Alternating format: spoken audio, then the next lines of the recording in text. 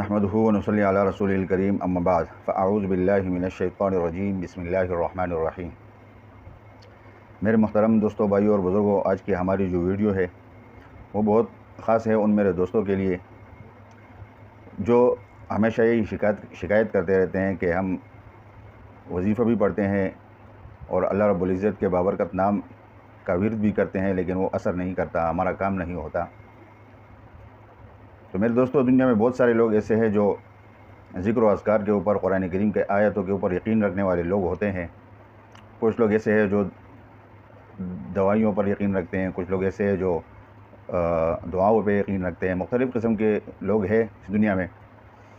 لیکن مسئلہ سارا یہ ہے کہ ہم جو عمل کرتے ہیں اس عمل میں کمی کوتاہی رہ جاتی ہے اور بتانے والے ہمیں صحیح طریقے سے بتاتے نہیں ہیں، تو جس کی وجہ سے پھر ہمارا جو مقصد ہوتا ہے وہ پورا نہیں ہوتا۔ تو آج میں وہ راز آپ کو بتانے والا ہوں کہ جس سے آپ اگر اللہ رب العزت کے بابرکت نام کا ورد کریں گے تو انشاءاللہ جس مقصد کے لیے کریں گے وہ مقصد آپ کا پورا ہوگا۔ کیونکہ میں آپ کو جو طریقہ بتاؤں گا وہ سنت کے مطابق اور قرآن کریم کے عین اصول کے مطابق ہوگا۔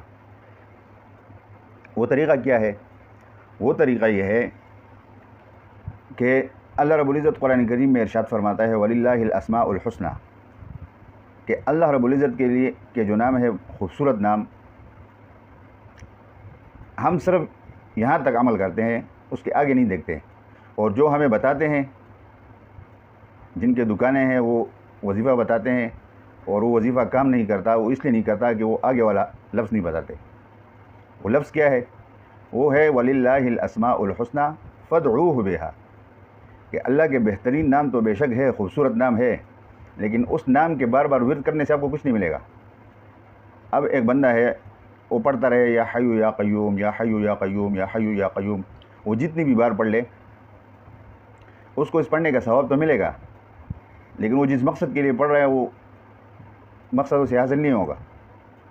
یا ایک بندہ ہے، وہ اللہ رب العزت کا نام یا سلام ہو یا سلام ہو یا سلام ہو یا سلام ہو پڑھتا رہے، تو اس کو اس پڑھنے کے اوپر ثواب تو ملے گا، لیکن اس کا جو مقصد ہے وہ حاصل نہیں ہوگا۔ اس کی وجہ کیا ہے؟ اس کی وجہ یہ ہے کہ وہ عمل ادا کر رہا ہے۔ اب یا سلام ہو، اے سلامتی والے، اے سلامتی والے رب، اے سلامتی والے رب، صرف اتنا کہہ رہے ہو، آگے کچھ مانگ نہیں رہا۔ اور قرآن کیا کہتا ہے؟ قرآن کہتا ہے وَلِلَّهِ الْأَسْمَاءُ الْحُسْنَى، اللہ کے بہترین خوبصورت نام ہے، فَادْعُوهُ بِهَا، اس ناموں کے ذریعے، جب آپ اس ناموں کے ذریعے اس کو پکارو تو اس سے مانگو۔ ہم صرف نام پکارتے ہیں لیکن مانگتے نہیں ہیں، یہ کمی رہ گئی ہے۔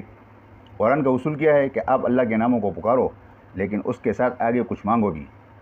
ہم صرف ناموں کا ورد کرتے ہیں، آگے کچھ نہیں کرتے، جبکہ سنت نبوی صلی اللہ علیہ وسلم کا طریقہ کیا تھا؟ آپ صلی اللہ علیہ وسلم بھی اللہ کے بابرکت ناموں کے وسیلے سے مانگتے تھے، لیکن وہ کس طرح؟ وہ اس طرح یا حیو یا قیوم پڑھتے تھے اور اس کے آگے کیا پڑھتے تھے؟ برحمتک استغیث، یا حیو یا قیوم برحمتک استغیث، صرف یا حیو یا قیوم یا حیو یا قیوم نہیں۔ تو یہ کمی ہمارے اندر ہے، اس کمی کو اگر ہم دور کریں گے، صرف ناموں کو نہیں، اس ناموں کے ذریعے، اس ناموں کے وسیلے سے اللہ سے مانگیں گے تو ہمارا وظیفہ پورا ہوگا۔ یہ بات اگر ہماری سمجھ میں آ جائے تو ہماری پھر جو بھی وظیفہ ہم پڑھیں گے یا اللہ کے بابرکت ناموں سے اس کو پکاریں گے اور اس کے ساتھ اس سے دعا کریں گے تو ہمارا مقصد انشاءاللہ تعالیٰ پھر حل ہوگا۔ جبکہ عاملین حضرات ہمیں کیا کرتے ہیں؟ وہ بتاتے ہیں کہ آپ اللہ کا یہ نام اتنی مرتبہ پڑھ لو، یہ نام اتنی مرتبہ پڑھ لو، یہ نام اتنی مرتبہ پڑھ لو، لیکن وہ یہ نہیں کہتے ہیں کہ آپ اس نام کے ذریعے اللہ سے مانگو۔ جب تک آپ اللہ رب العزت کے نام کے ساتھ اس کو وسیلہ بنا کے اللہ سے مانگو گے نہیں، جب تک آپ کا کام نہیں ہوگا۔ آپ کو ثواب تو ملے گا لیکن آپ کا کام نہیں ہوگا، کیونکہ سنت کے طریقے پہ نہیں ہوگا۔ سنت کا طریقہ یہ ہے کہ یا حیو یا قیوم برحمتک استغیث، اللہ کے ناموں کو پکار کر اس سے پھر دعا مانگو۔ جس طرح ایک بندہ وضو کرتا ہے، وضو میں پہلے ہاتھ دھوئے جاتے ہیں، اس کے بعد منہ میں پانی ڈالا جاتا ہے، پھر ناک میں پانی ڈالا جاتا ہے، پھر اس کے بعد چہرہ دھویا جاتا ہے، پھر ہاتھ دھوئے جاتے ہیں، پھر مسح کیا جاتا ہے، پھر اس کے بعد پاؤں دھوئے جاتے ہیں۔ ایک بندہ اگر آ جائے، پہلے سر کا مسح کر لے، پھر اس کے بعد منہ دھو لے، پھر اس کے بعد ہاتھ دھو لے، کیا اس نے وہی کام جو اس نے کرنے تھے، لیکن اس نے کیا کہ سنت کے مطابق نہیں کیا، لہٰذا اس کا وہ دھونا تو دھونا ہو گیا، دھلائی تو ہو گئی، لیکن جس کام کے لیے اس نے کیا تھا، صفائی حاصل کرنے کے لیے، پاکی حاصل کرنے کے لیے، اس کو پاکی حاصل نہیں ہوگی، اس کا وضو نہیں ہوگا۔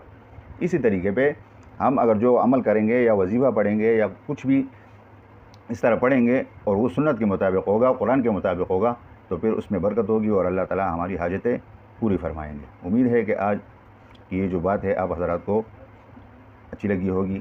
اس دعا کے ساتھ اس بات کا اختتام یہاں پر کریں گے کہ اللہ رب العزت ہمیں صحیح دین کو سمجھنے اور ہر کام کو سنت کے مطابق صحیح طریقے سے کرنے کی توفیق عطا فرمائیں۔ وآخر دعوانا ان الحمد للہ رب العالمین۔ والسلام علیکم ورحمۃ اللہ وبرکاتہ۔